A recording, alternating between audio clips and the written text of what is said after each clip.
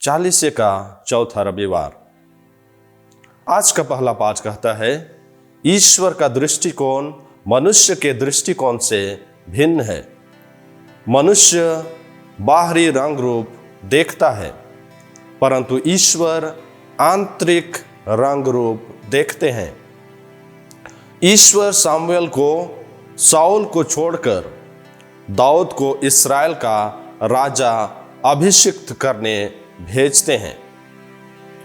आज के दूसरे पाठ में संत पौलुस हमें उत्साहित करते हैं कि हम अंधकार को छोड़कर ज्योति में अपना जीवन बिताएं। यीशु ख्रीस्त जगत की ज्योति हैं और हम सभी ज्योति की संतान हैं, अतः उसी के अनुसार आचरण भी करें।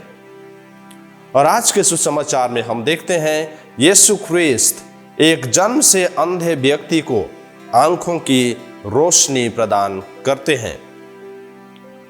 आप में से बहुत कोई उस एक अंधे व्यक्ति की कहानी सुने होंगे जो अपना जीवन चलाने के लिए रास्ते के किनारे बैठकर भीख मांगा करता था।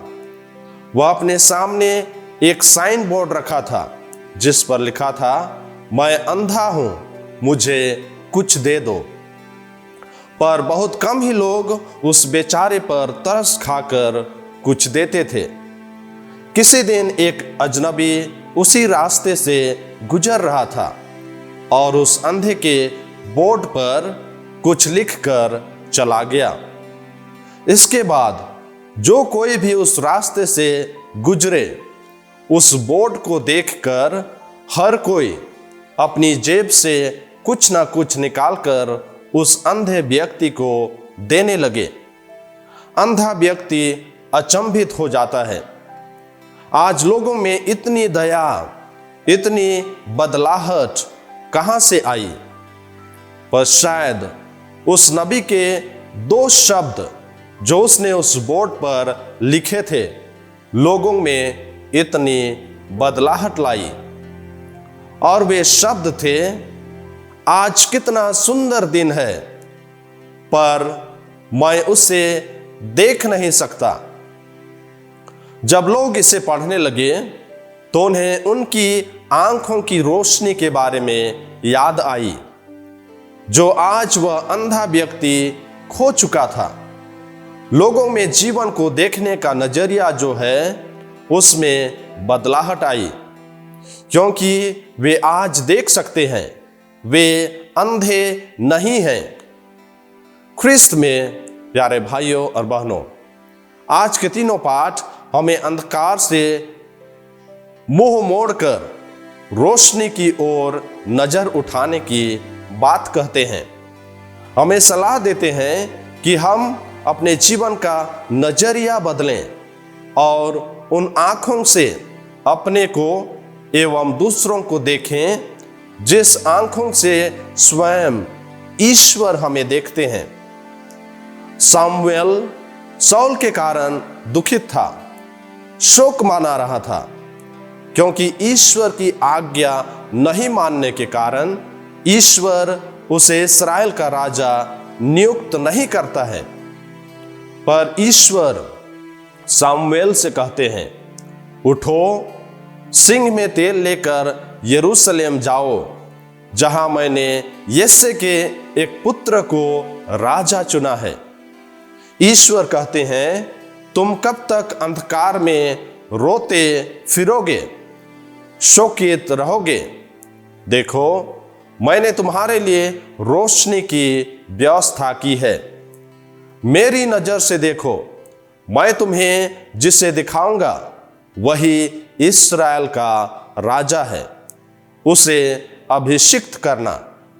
और इस तरह से यिशै का छोटा बेटा दाऊद का अभिषेक इस्राएल के राजा के रूप में होता है। संत पौलुस हमें याद दिलाते हैं कि किस प्रकार हम पहले अंधकार में थे और अब बपतिस्मा द्वारा प्रभु के शिष्य होने के नाते ज्योति बन गए हैं। इसलिए हमें चुनौती दी जाती है कि हम ज्योति की संतान की तरह आचरण करें, क्योंकि जहां ज्योति है वहां हर प्रकार की भलाई, धार्मिकता तथा सच्चाई उत्पन्न होती है। सुसमाचार में संत योहन एक जन्म से अंधे व्यक्ति की कहानी सुनाते हैं, जो कि प्रभु यीशु के सामर्थ्य से न केवल आंखों की रोशनी प्राप्त करता है, बल्कि अपने दिल में भी ईश्वर की रोशनी प्राप्त करता है। उसी प्रकार बपतिस्मा हमारे हृदयों में प्रकाश लाता है, जिसके द्वारा हम ईश्वर के दृष्टिकोण, ईश्वरीय जीवन जो अच्छाई और सच्चाई है उसे देख सकें एवं उसे अपना सकें। यह हमें वचनबद्ध करता है कि हम सच्चाई के वाहक बने और संसार के अंधकार को सच्चाई की ढाल से दूर करें। यह कहानी हमें हमारे आध्यात्मिक अंधकार को ईश्वर की ज्योति से दूर करने के लिए आमंत्रित करता है। फरीसी अपने घमंड और पूर्व धारणा के कारण प्रभु को मसीहा के रूप में देखने तथा अपने जीवन में ईश्वर की कृपा को ग्रहण करने से इनकार कर देते हैं। वे प्रभु के सामर्थ्य पर संदेह करते हैं कि वे ईश्वर के बेटे हैं, शक्तिशाली हैं और रोगियों को भी चंगा करने की क्षमता रखते हैं।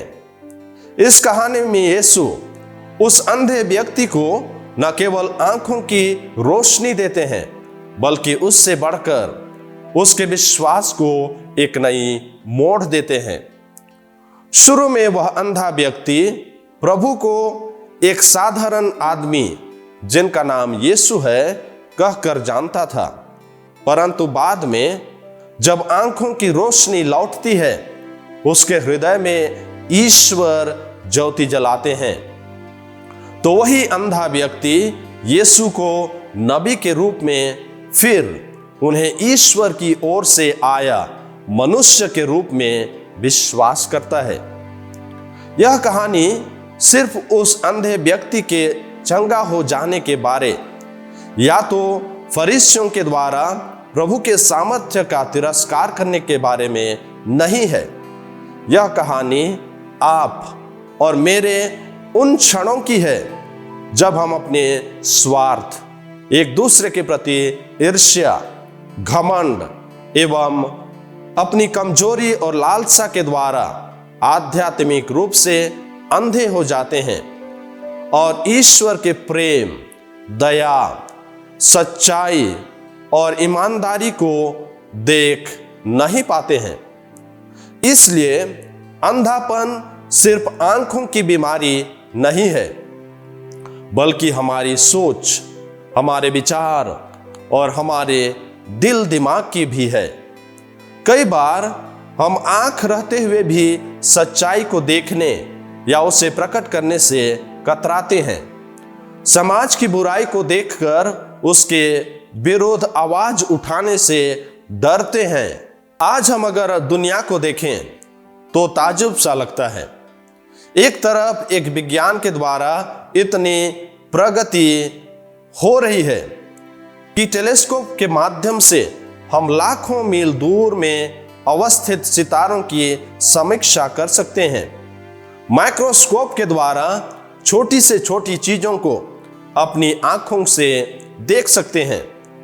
फिर भी हमें मानना पड़ेगा कि हम हमारे आमने सामने होती बुराई या तो अच्छाई, किसी के दुख, अकेलापन, निराशा, मजबूरी जैसी बहुत सारी चीजों को देखने से चूक जाते हैं या अपना मुंह फेर लेते हैं। मनुष्य के कराहने की आवाज हमें सुनाई नहीं देती है और हमें अपना अंधकारमय जीवन ही अच्छा लगने लगता है। इसलिए संत पौलुस हमें चेतावनी देते हैं और हमें पुनः याद दिलाते हैं कि हम प्रभु में बपतिस्मा ग्रहण करने के द्वारा ज्योति के संतान बन गए हैं। इस कारण हमें ज्योति की संतान की ही तरह आचरण करना है। हम 40 के इस सुंदर समय में हैं, जहां हमें अपने आध्यात्मिक अंधेपन को दूर करने तथा ईश्वरीय बातों के द्वारा अपने जीवन में ज्योति लाने के लिए सुअवसर मिलता है। हम अपने विश्वास के अंधेपन के द्वारा ईश्वर के प्यार को समझ नहीं पाते और पापमय या अंधकारमय जीवन जो कि मृत्यु की ओर ले जाती है, अपना कदम बढ़ा लेते हैं। यह हमारे लिए पवित्र समय है कि हम धीरे धीरे उस अंधे व्यक्ति की तरह ईश्वरीय ज्ञान एवं उजियाली की ओर बढ़ते जाएं। ख्रिस्त में प्यारे माता पिता एवं भाइयों और बहनों, बपतिस्मा के द्वारा प्रभु ने हमारा अंधापन दूर कर दिया है और हमें विश्वास की ज्योति प्रदान की है, जिसके द्वारा उस अंधे व्यक्ति की तरह हम भी अपने अंधकारमय जीवन को प्रकाशमान करें एवं प्रभु के बारे में निडर होकर दूसरों को बता सकें, जो कि अभी भी उन फरीसियों की तरह पाप के अंधकारमय जीवन में जकड़े हुए हैं। हम अच्छाई और सच्चाई को अपनाते हुए बुराई, झूठ और पापमय जीवन के बहकावे में ना आवें। अंत में हमें ध्यान देने की आवश्यकता है कि हम ख्रिस्त की ज्योति हैं। हमें इस ज्योति को छिपाकर नहीं रखना है, परंतु हमारे दिल में जल रहे ख्रिस्त की ज्योति को हमें समाज, कलीसिया एवं गांव घर के अंधकार दूर करने के काम में लगाने की आवश्यकता है। आइए हम ख्रिस्त की ज्योति की तरह आचरण करें और एक दूसरे के जीवन में प्रभु की ज्योति लाने तथा पापमय जीवन से दूर रहकर शांति, प्रेम एवं एक दूसरे की भलाई का जीवन बिताने के लिए प्रभु से दुहाई करें। आमीन।